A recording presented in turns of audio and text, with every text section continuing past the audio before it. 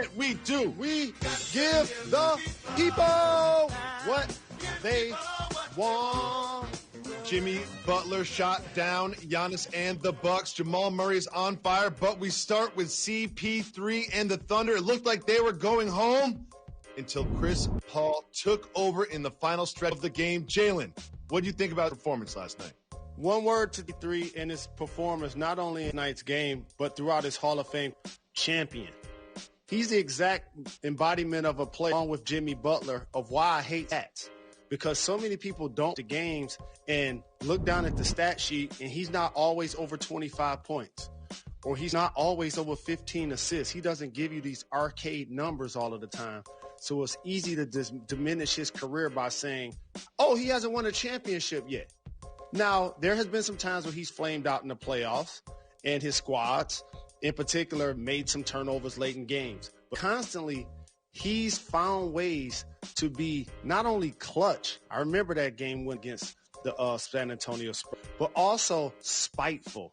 Anytime you get traded from a squad, Jacoby, not only do you want to do well and outplay expectations like OKC did this year, but you want to knock them out of the playoffs. You want to knock them out of the playoffs. And they go into Game 7 against a Rockets team that traded him for Russell Westbrook, who he played in that game. I know he's feeling real good about himself. He's going to afraid if he's able to eliminate the Houston Rockets. Spiteful is after the game, he just said, clutch moments, some aren't built for this. And if you pull up the clip of who he's staring down in the remaining seconds of that game, shooting free throws, he's looking right at James Harden. And when he says that some aren't built for this, that's exist talking about. What is Chris Paul saying to James Harden with his eyes in this moment? Well, the star player that's an MVP candidate doesn't want you on the team. You could be traded. And that happened to CP3. He knows that. It don't matter what James ever says to him in person. He knows behind the scenes James didn't want him there, and they got him up out of there. But how about the front office? You look down at your squad and like, wait a minute. We traded what to get Russ? Okay. Got it. You can't lose to the Thunder in the first round. If you do, that's going to cost Mike D'Antoni his job. Oh, it's not just Mike D'Antoni. Like, you're rich, so you've never felt this way, but I know people watching this have felt this way when you're at the blackjack table and you put a little too much in front of you than you feel comfortable with, and then you kind of get like a 10, so you end up doing way too much in the table in front of you. That's exactly how Daryl Morey is going to feel when he watches Game 7. There's so much out there. Now, a lot of people are critical of Russell Westbrook for his play down the stretch, but I want to show you James Harden down the stretch. Everyone's saying Russ shouldn't have the ball. Russell Westbrook shouldn't have the ball. Watch James Harden on these plays. Like, he doesn't come and get the ball. You know what I mean? Like, he needs to be more aggressive, to be involved. Look at him hanging out around half court. And do you think this is more on Westbrook or that he doesn't have the ball in these ways? David Jacoby, this frustrates me sometimes when people's best player has to be the go-to guy in a lot of situations and or the leader. That ain't necessarily the case. Team dynamic. There are people in the fame that all of a sudden the game got tight, easier to deny them the ball. All of a sudden you can't open. I've been talking about James doing this for years. When he does not have the ball, he just disengages himself. He allowed himself to act like he was being denied at the top of the floor. It's almost like, y'all ain't giving me the ball. Y'all go ahead. I'm going to watch the results. And so I don't anticipate him winning that again because he understood Game 7, as much as it's going to cost Mike D'Antoni his job if they don't win, it's going to continue to perpetuate something that he does not want as a great player, is that not only can he not get it done in the biggest moments, but when they lose, it's ugly.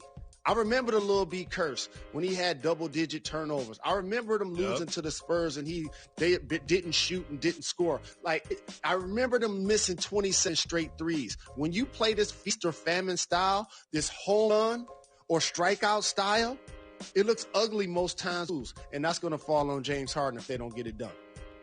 Home run or strikeout style is a great way to put it because loved Game 5. Game 6. Let's not forget Game 5. The Rockets absolutely waxed the Thunder, and who knows what's going to happen in Game 7. There's so much on the line, so many storylines, so much drama, so much petty. Like Chris Paul said, some people are built for it, some people aren't, and we will find out in Game 7. But we also had a Game 1 last night.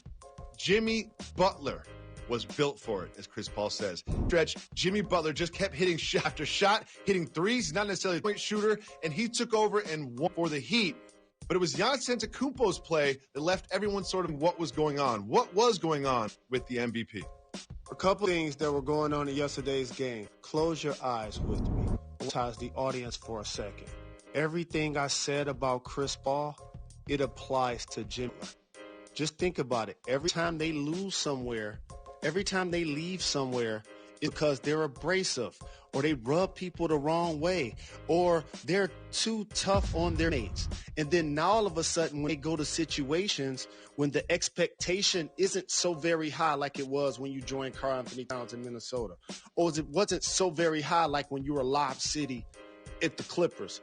Now all of a sudden people have to pay attention to Heat and pay attention to the Thunder. It's like, wait a minute. These guys are willing their squads to victory. That's his playoff career high.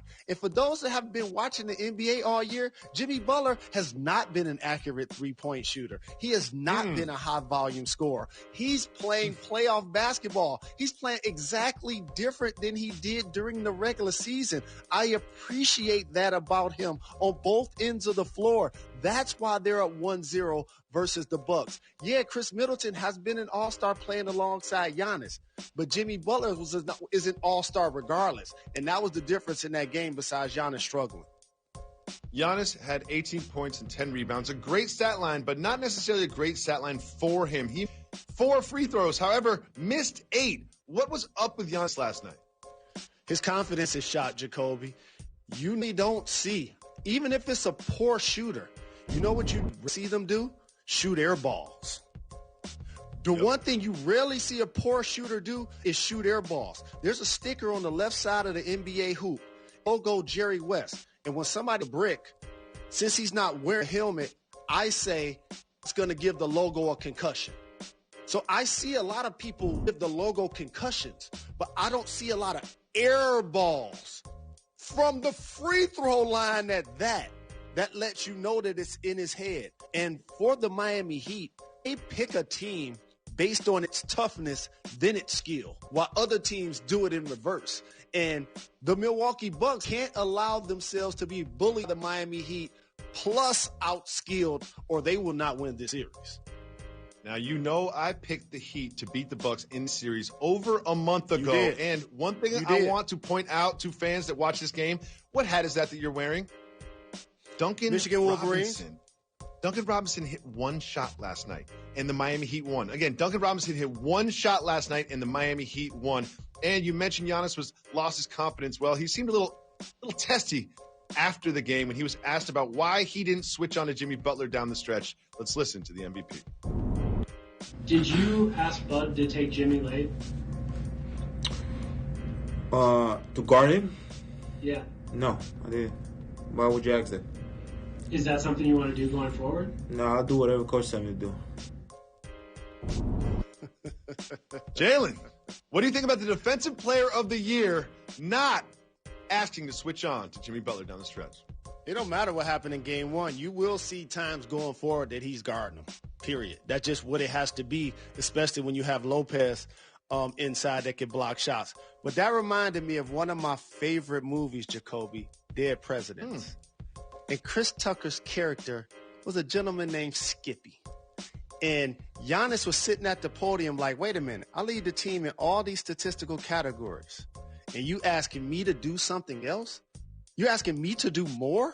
And so that's what Skippy said in the movie. Basically, if I could be where everybody wanted me to be, when everybody wanted me to be there, I would be confused.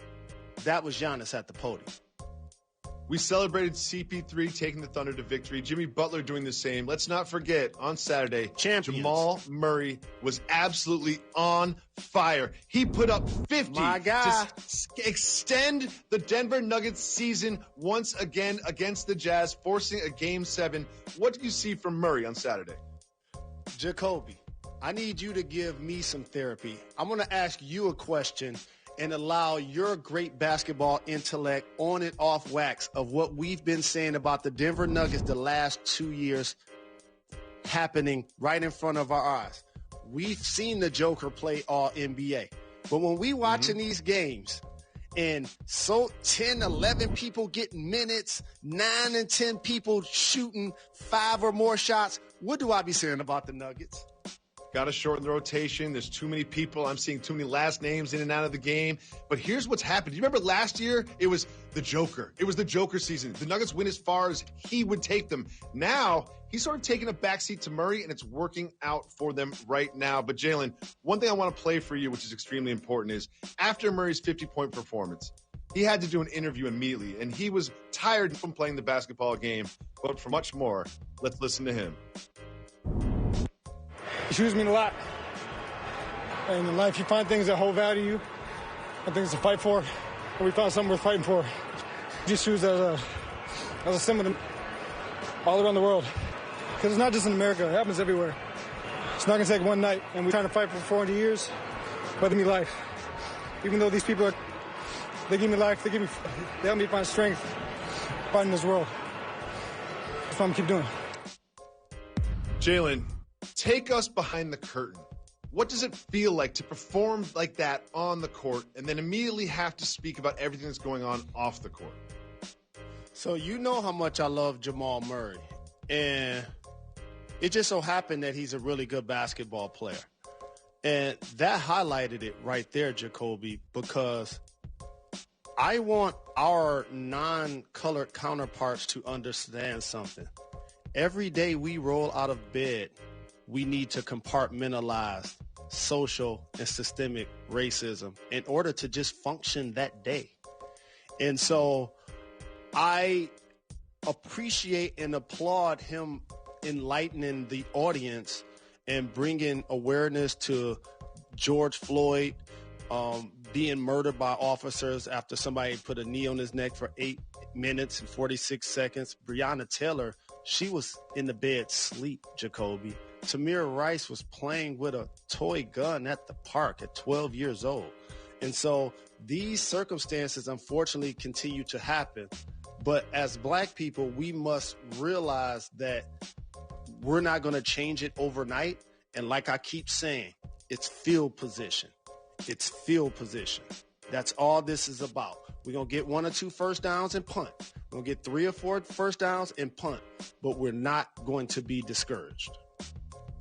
It is time for News That Matters.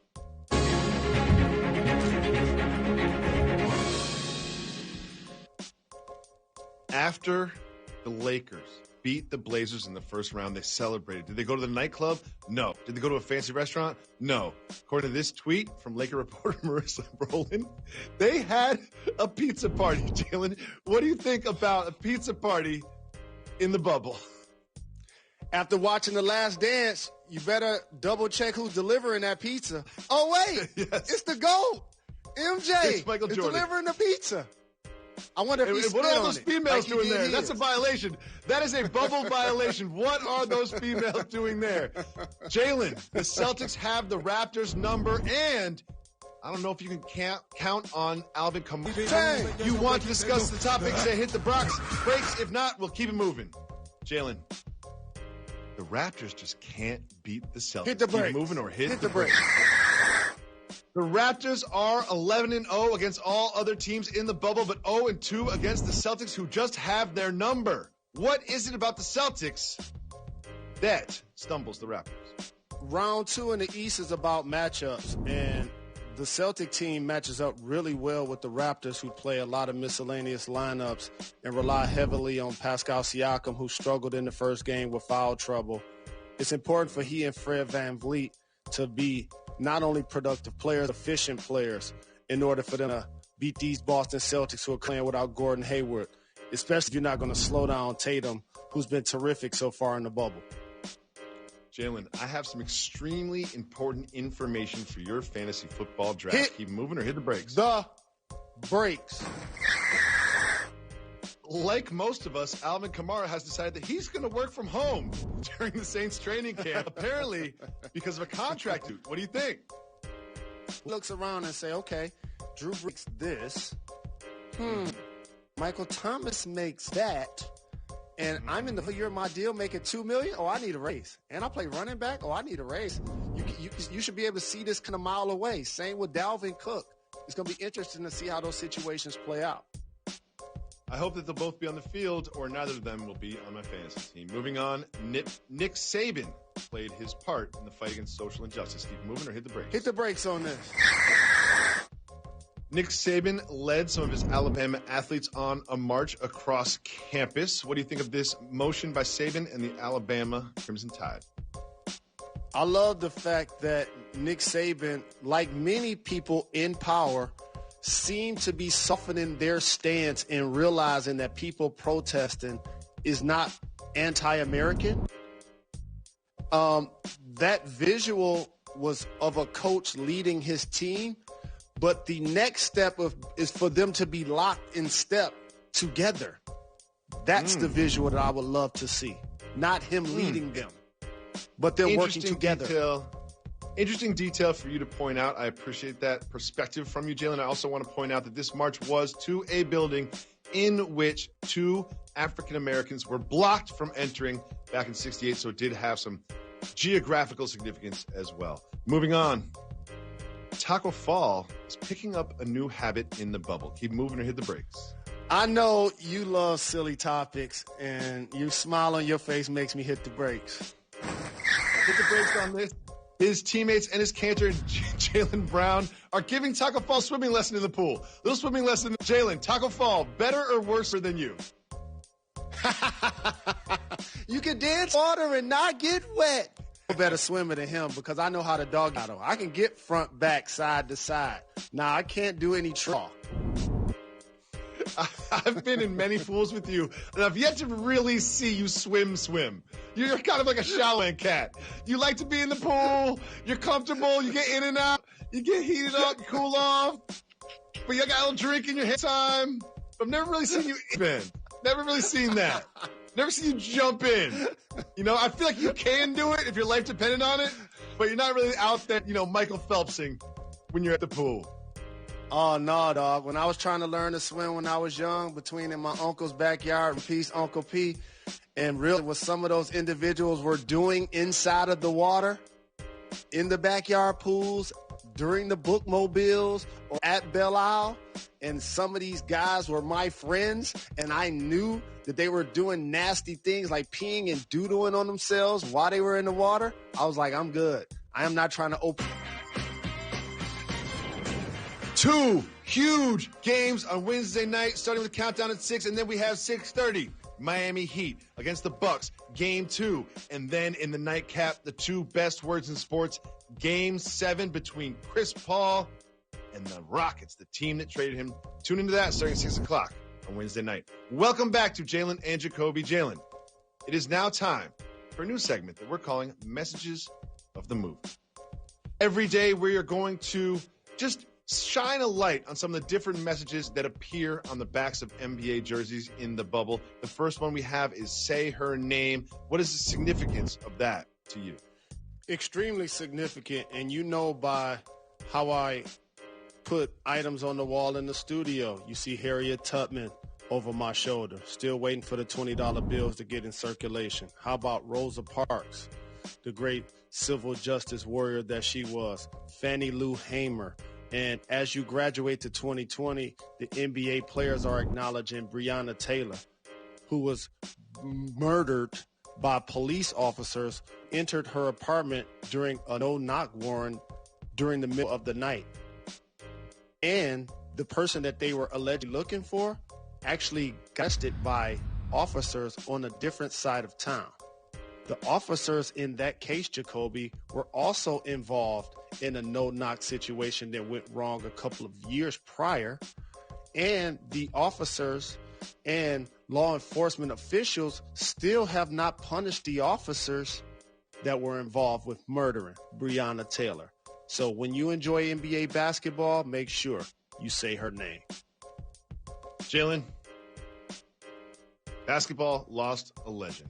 John Thompson, head coach of the Georgetown Hoyas, has passed away. What does he mean to you? Unapologetic black man, wearing a towel over his shoulder like I carry a bat over mine. Was well-dressed, well-spoken.